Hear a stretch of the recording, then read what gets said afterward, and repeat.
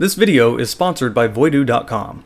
Voodoo is an authorized games retailer selling official keys. If you go to publishers' websites such as Ubisoft, you can tell that they are an official games retailer, so you don't have to worry about illegitimate keys. If you click the link down below in the video information or in the pinned comment that links to their website, it will directly help this channel as a portion of the profits will come back to me. But make sure you go to their website through this link, otherwise it won't matter.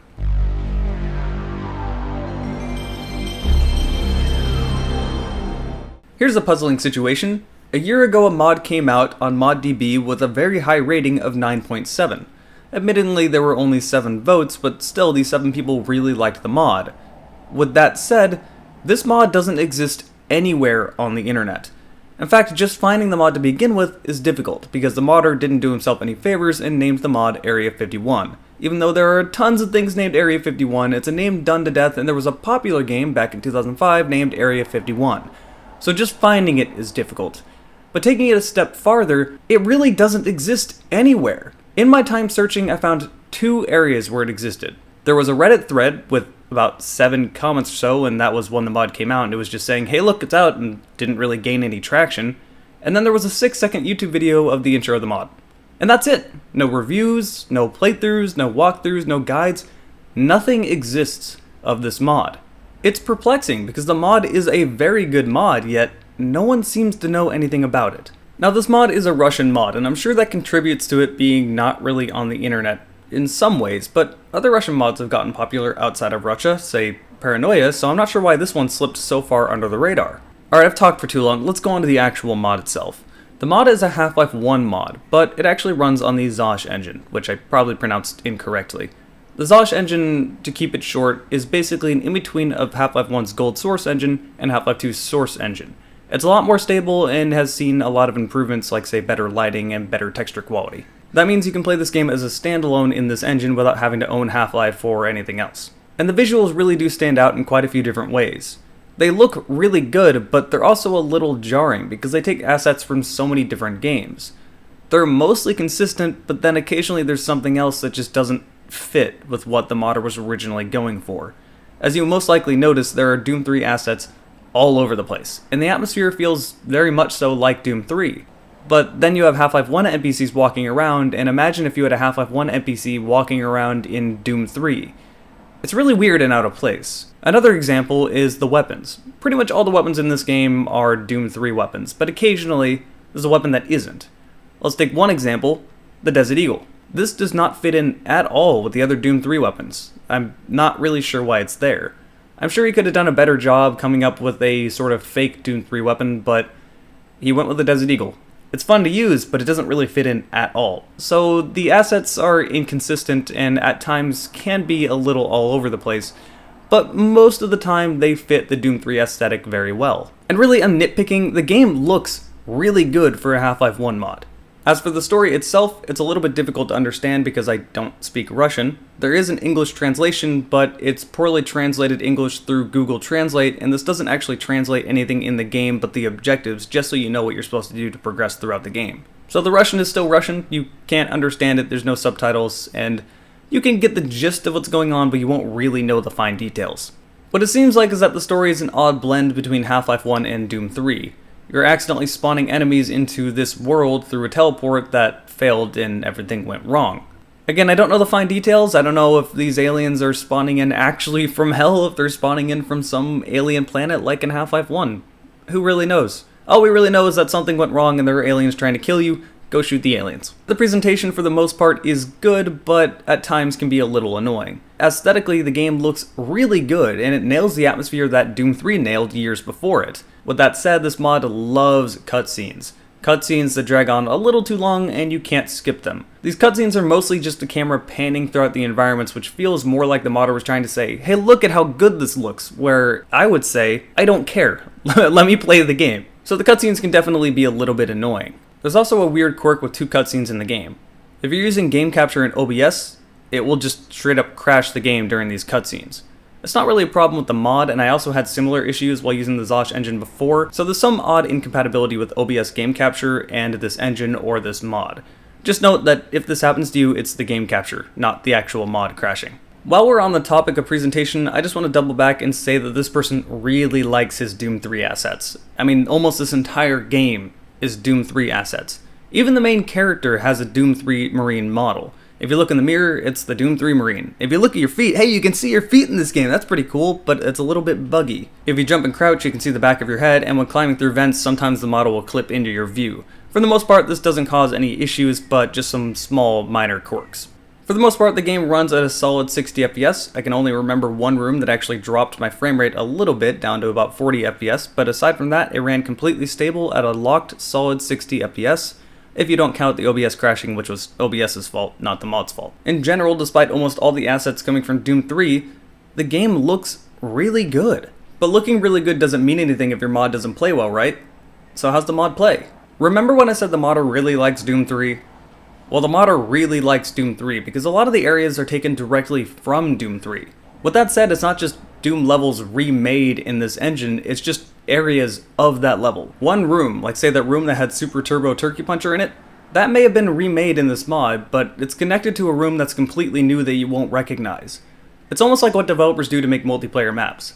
They take single player areas and rearrange them and add different things that you haven't seen to existing areas that you automatically recognize. Do keep in mind he had to make this in an entirely different engine, so he couldn't just take it from Doom 3 and say, hey look, it's done. He had to remake it, which is pretty impressive. And in this situation, it actually works really well. At most, about 25% of the game are just rooms from Doom 3, and I don't even think it's that much. But his love for Doom 3 actually shows outside of these rooms because the entire map design is very similar to that of Doom 3, and so is the combat. I think this is why the mod works so well. The combat is almost like having a mod of Doom 3 in a different engine. Enemies spawning behind you and in different locations that you wouldn't have expected, but they aren't just spawns taken from Doom 3. Those Doom 3 rooms you've been in before, it's not the same combat experience you had in Doom 3. They're spawning in different locations, coming out of different areas. There's something new if you liked Doom 3 but didn't want to play Doom 3 again. By the way, take a shot every time I say Doom 3, I'm going to be saying it a lot. On top of this, it's not the Doom 3 enemies either. No Doom 3 enemy made it into this mod. They're all Half-Life enemies. Vortigaunts, alien grunts, some opposing force enemies, a different variation of the Marines we've already seen and fought before, and even some new enemies like a new Vortigaunt. This new Vortigaunt is very easy to distinguish between the other Vortigaunts in the game since it's so blue compared to the original green. It doesn't have the same effect either. When this Vortigaunt zaps you, it actually slows you down and effectively traps you in place. Now I typically hate trapping enemies, but this one actually works really well. Vortigaunts have a long wind-up, and you got plenty of hallways and stuff to duck into to avoid their fire. If you get hit by it, it's really your fault, and I never really found myself feeling like I got killed in a situation where I really shouldn't have been. I never felt cheated into death, and if I ever did die, it was my fault. To me, it added a new and unique twist to an enemy we've already fought before for 2 decades now, and I welcome that. As for the weapons you'll be using, as I mentioned earlier, they're almost all Doom 3 weapons. And they're a lot of fun to use. They actually work surprisingly well. He does use Doom 3 assets as stated, they are textures taken directly from Doom 3, but he still had to remake these guns to make them work in this engine, so it wasn't just a direct port job. All the weapons actually work pretty well, and I actually found myself enjoying them. Although most of the time I ended up using the shotgun, so I guess this game really is like Doom 3, but the others are just as usable, and the chain gun is arguably better.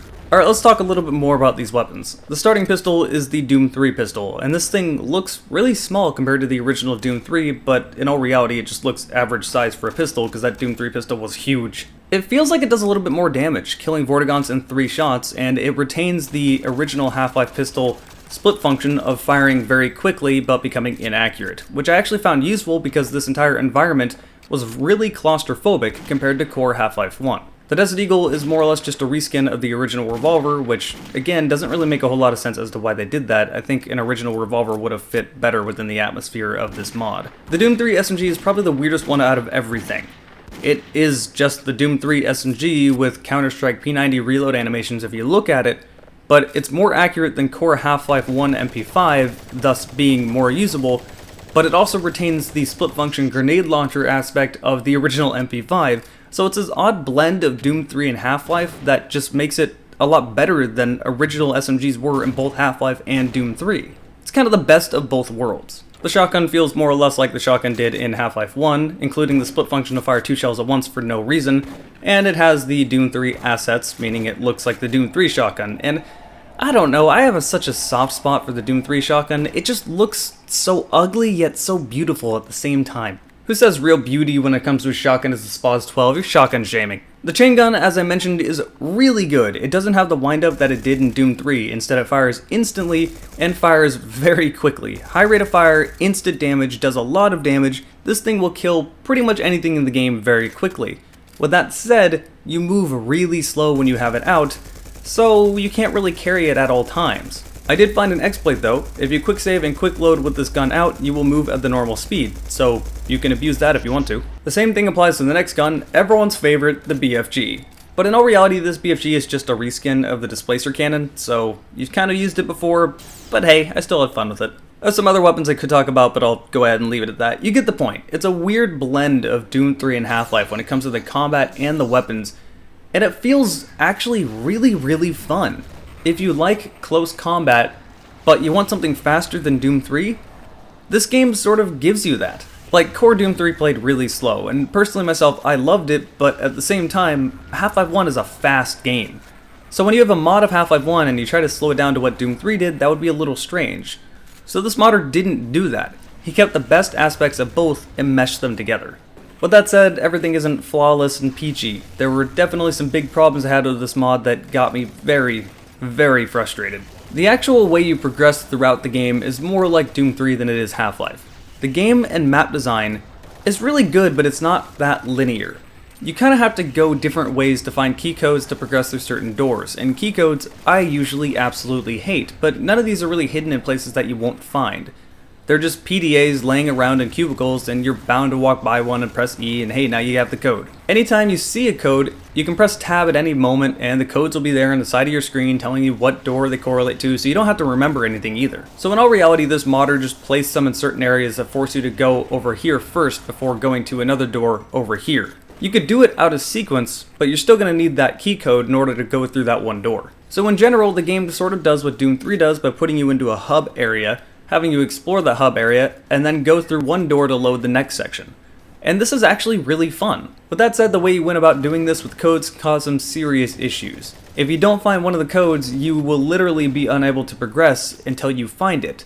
And you don't really know if the game might bug out on you and just be broken, or if you're just blind and didn't see that one code. This is especially problematic when you're trying to play the game, but there's no walkthroughs or, anything anywhere on the internet to give you information. Brings me back to the early 90s when there was just no way to know how to beat a game and games were cryptic as fuck back then. This is honestly most apparent in the first part of the game. This game starts so slowly. Now after you know what to do, you can breeze through the first area, but it will be the first 2-3 maps or so before you actually get into combat. And if you know where you're going, it will take you about 20 minutes before you get to the combat. If you don't, it will be longer because you'll be spending a lot of that time walking around going, what do I do to continue? And especially since you don't speak Russian, that makes things even worse. You kind of have to figure out what code you need to get to open what door or what person you need to talk to. This whole beginning section is more or less just letting you figure out how the whole structure of the game works. Once you understand it, it's not a problem, but the first time you play it, you're just saying, let me shoot stuff. I don't want to do this, I just want to shoot things. So it really does start slow. That again, I can just sort of forgive and say, whatever, the combat's fun enough to kind of deal with this. After all, Doom 3, Half-Life 1, Half-Life 2, all those start really slow too. Not quite in such a tedious way, but they do start slow nonetheless. But really the big problem I had was one section of the game that I can only assume is broken, stopping me from progressing further into the game. There is one point about halfway through the game where you come across this door covered in lasers. I assume you have to turn these lasers off, but I was never able to. The only two ways you could go are through the lasers or through another door that I didn't have the code for, and trust me, I scoured for 2 hours while streaming trying to figure out how to open this door or turn the lasers off. Never found a solution. As far as I was aware, the game might have been broken. I actually played the game again starting from the beginning just to make sure the game wasn't bugged. Still could not find a way past those lasers. I don't know if I skipped a part of the level or if I just wasn't supposed to be there. Maybe I just missed the code and instead had to go through this door. And that's the problem with this mission structure. The player doesn't really know if they're doing something wrong or if the game is doing something wrong. Well, the way I ended up getting past this was I left a comment on the ModDB page saying, hey look, I'm stuck, I don't know where the hell I'm supposed to go, I don't know the key for this door, I don't know if I was supposed to find that and I just can't, or if I'm supposed to turn the lasers off, what the hell do I do? Thankfully, about 4 or 5 hours later, the modder actually replied saying, hey, the key code for this door is 181. If he hadn't done that, I would have been literally unable to beat this game. So helpful information, if you get to this point and you can't get past this, like I couldn't, the key code for door 56 is 181. If you don't have this, you simply can't beat the game. This is one of the few situations in this game where they decided to use sort of a cryptic puzzle to try to get you to go past whatever is blocking your path. Usually, it was just a key code you needed, but occasionally they wanted to break the pacing up with a puzzle that's poorly done and really tedious. The other examples come to mind with a puzzle that really resembles something you should be doing in a newspaper, not a first-person shooter. Most of these are a minor hindrance, but one of them really got me stuck for a little while before I could finally continue, and honestly this just gets on your nerves and is really frustrating rather than fun. But most of the time this game didn't do that, it usually just kind of said, hey, here you go, have some key codes to get through said door, or just go through this door and shoot some more enemies. And honestly, I really see what he's going for. This modder was going for, instead of a linear, just go shoot the enemies in your path and keep going approach, a more open-ended hub world level design like, again, what Doom 3 did.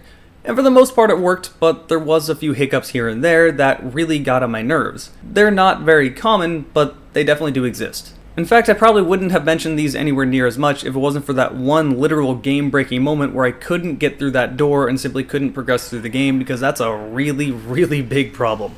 Oh, and also quick saving in certain situations can break the game. For example, if you quick save in certain elevators and then you load in that elevator, the elevator doors will never open. You're just stuck in that elevator and you have to load a previous save.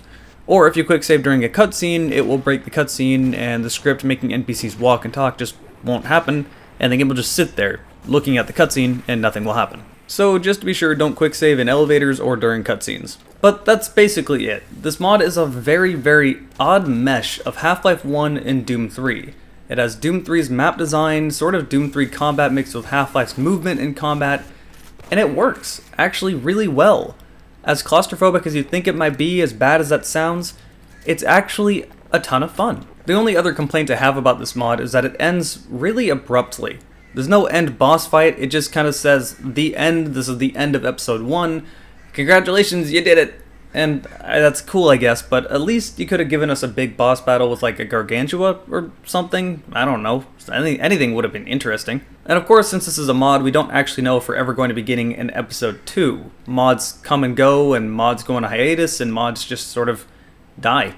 So who knows? And maybe this one won't even be uploaded because it's a Russian mod, so maybe it gets uploaded somewhere on the Russian side of the internet and we never see it. But I do have to admire this mod for what it does. A lot of work went into it, and even though it pulled assets from every different direction, it feels distinct from anything else. The weapons, despite being a mesh, feel unique from both Half-Life and Doom 3. The enemies feel different in this sort of environment, and there are new enemies, some of which brought in from the beta versions of Half-Life 1 and a new version of the Vortigaunt, as well as enemies brought in from opposing force that you don't usually see added into mods. There's just a lot going on here, and it will take you a while before you beat it. It will take you roughly 4 to 5 hours depending on how long you take trying to find certain codes or complete certain puzzles. It definitely is one of the longer mods around. So how would I rate this mod?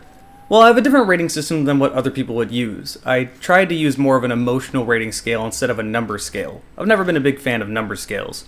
So on this scale right here, all the way over at the lowest point is just a terrible mod and I never have any feelings to want to play it. And in fact, the thought of playing it just makes me annoyed, upset, and I could play anything else. Right in the middle is me feeling more indifferent. This isn't bad or good, this just means personally myself, I don't have the urge to play it, and I'd rather play other games.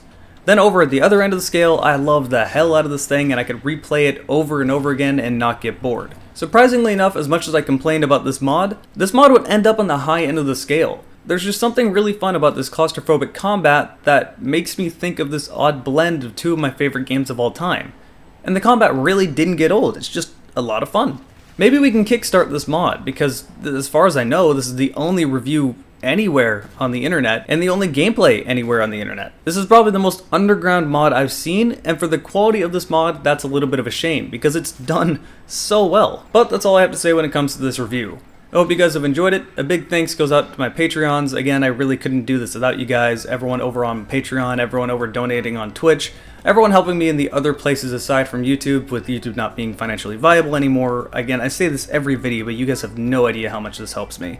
And also a thanks goes out to my sponsor, Voidu.com. Hope you guys have enjoyed this video, and I'll see you next time.